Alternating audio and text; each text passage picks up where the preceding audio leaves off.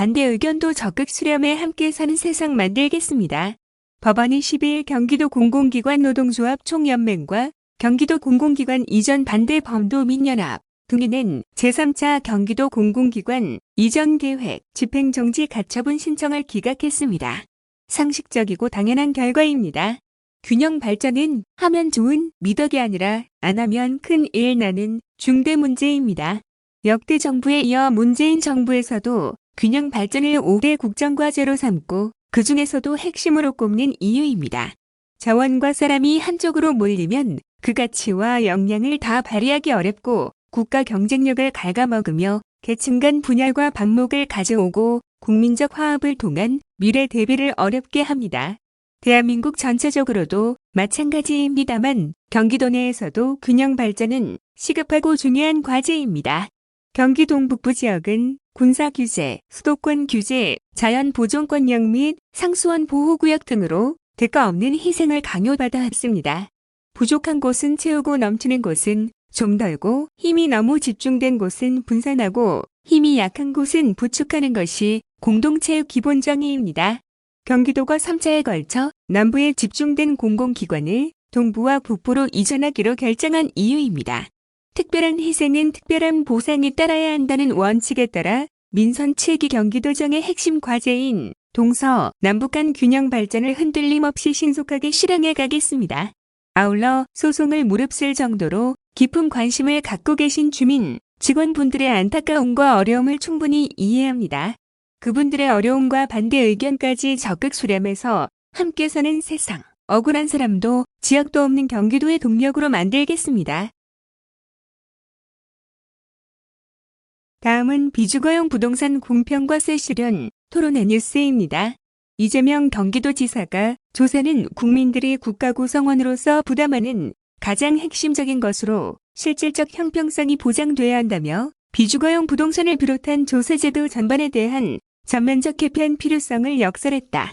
이재명 지사는 12일 서울 여의도 글래드 호텔에서 경기도 주관 국회의원 32명이 공동 주최한 경기도 비주거용 부동산 공평과 세 실현 정책 토론회에서 이같이 밝혔다.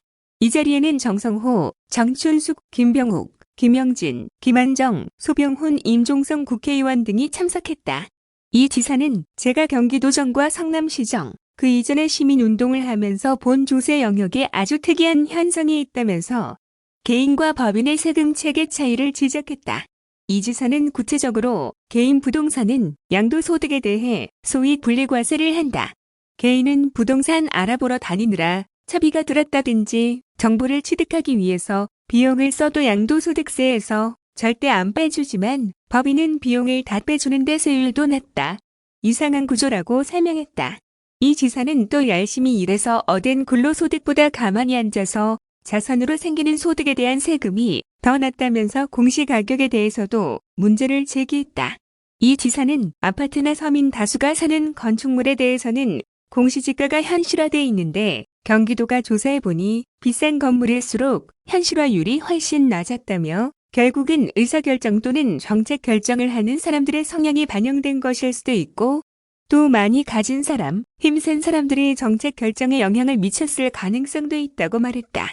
이어 이 지사는 어떤 경우든 간에 공평한 세상, 공정한 세상이라고 하는 가치는 공동체 자체를 유지하기 위해서 진실로 중요한 핵심적인 가치라며 공정해야 사람들 사이에 희망을 가지고 열정을 불러일으킬 수 있고 그래야 우리가 가진 자원과 기회가 실제로 효율을 발휘할 수 있다.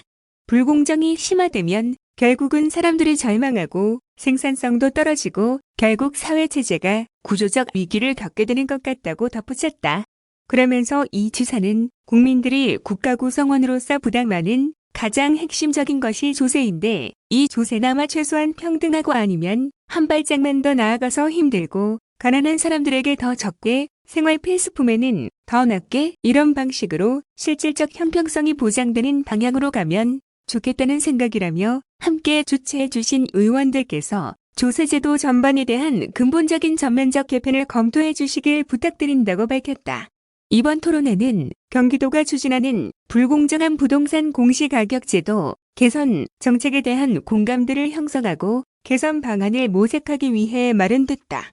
도는 최근 상가 등 비주거용 부동산의 토지와 건물의 현실 화율 불균형이 심각하다며 비주거용 부동산 공시제도의 조속 시행 등을 정부에 건의한 바 있다.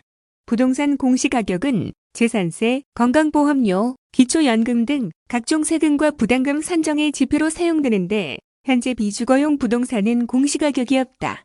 대신 행정안전부가 만든 건축물 시가표준액을 기준으로 시군에서 재산세 과표를 고려해 세금 등을 부과하고 있지만 실제 시세와 차이가 나 현실화가 필요하다는 목소리가 커지고 있다. 토론회에서는 박성규 한국부동산연구원 연구실장이 발제를 맡아 비주거용 부동산 공평과세 실현을 위한 과표 산정체계의 개선에 대해 설명했다. 박 실장은 전문가가 참여하는 체계적인 가격 공시가 비주거용 부동산에는 적용되지 않아 과세 표준이 시가와 크게 괴리되고 동일 건물이 주거와 비주거로 혼용하는 경우 가격 공시, 과세가 복잡해져 혼란을 야기하는 등 다양한 문제가 발생한다며 시가 표준액 산정 방식 개선과 비주거용 부동산 가격 공시 도입 두 가지 시나리오를 가지고 구체적인 개편 방향을 제시했다. 이어 임재만 세종대학교 교수가 자장을 맡고 민성훈 수원대학교 교수, 박상수 한국지방세연구원 부원장, 장경사 국회 입법조사처 입법조사관, 남기업 토지플러스 자유연구소 소장 등 부동산 가격, 세금 분야 전문가들이 참여해 비주거용 부동산 공평과세에 대한 의견을 주고받았다.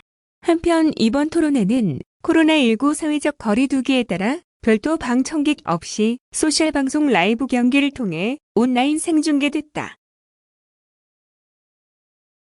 다음은 실시간 온라인, 오프라인 통합 평생학습 포털 구축 뉴스입니다. 경기도가 비대면 활성화처럼 코로나19 이후 기획환경 변화와 미래사회 산업구조 변동에 대비해 도가 운영 중인 온라인 교육 포털 경기도 지식을 실시간 온라인, 오프라인 통합 평생학습 포털로 기능을 확대한다. 또 각 시군별로 디지털 평생학습이 가능한 전용 플랫폼을 구축할 수 있도록 지원하고 경기도가 제작한 온라인 교육 콘텐츠도 제공한다. 박승삼 경기도 평생교육국장은 12일 경기도청에서 온라인 기자회견을 열고 이런 내용을 담은 평생학습 디지털 대전환 비전과 전략을 발표했다.